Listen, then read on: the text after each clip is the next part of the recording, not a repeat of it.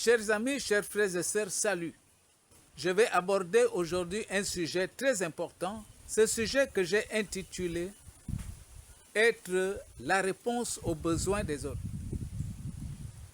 Dans un monde où l'égoïsme prend de plus en plus le dessus, Dieu désire que ses enfants deviennent la réponse aux problèmes des hommes.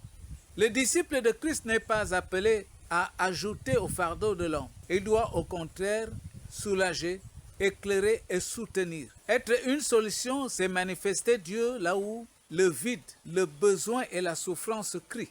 Nous pouvons observer à travers la Bible que Dieu a toujours pourvu aux besoins de l'homme. Commençons par l'histoire du prophète Élie dans 1 Roi chapitre 17, versets 1 à 6. Nous voyons le prophète Élie se cachant dans le désert. Dieu utilise les corbeaux pour nourrir son serviteur.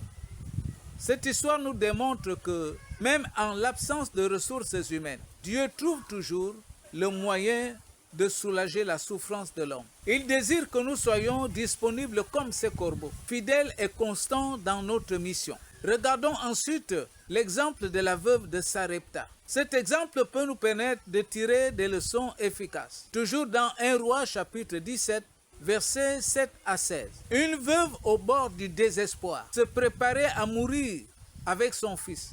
Élie lui demande de lui apporter le peu qu'elle avait. Elle a obéi. Ce peu est devenu une source continue de provision pour tous les trois.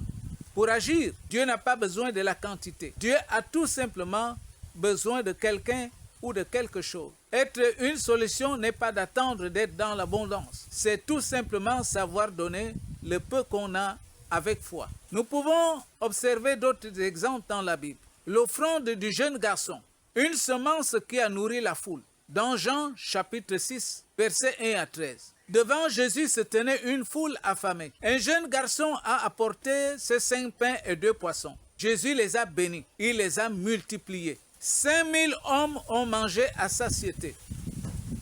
Et une grande provision fut générée à l'instant. Il suffit, mes chers amis et frères, d'un cœur prêt à partager pour devenir une source de bénédiction pour plusieurs.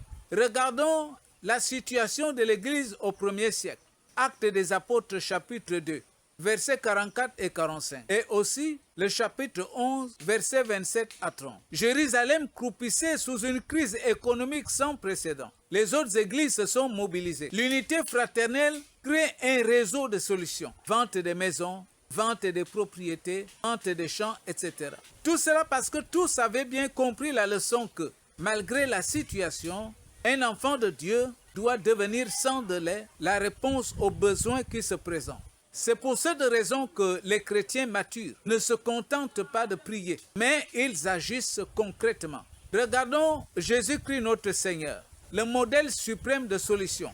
Matthieu chapitre 20, verset 28, il est écrit « Le Fils de l'homme n'est pas venu pour être servi, mais pour servir et donner sa vie en rançon pour plusieurs. » Toute la vie de Jésus a été une démonstration de solution continue. Son disciple est appelé à marcher sur ses traces et de devenir lui-même à son tour un moyen de service et de transformation. En conclusion, un disciple de Christ est un canal de bénédiction. Là où il passe, la paix, la lumière, la provision doivent suivre. Que ce soit par un geste, par un conseil, par une prière ou un partage matériel. Il doit démontrer la nature de Dieu aux hommes. Alors, sois la solution aujourd'hui pour quelqu'un. N'attends plus. Commence avec ce que tu as. Que Dieu vous bénisse abondamment. Je vous donne rendez-vous pour le prochain sujet. À bientôt si Dieu le veut.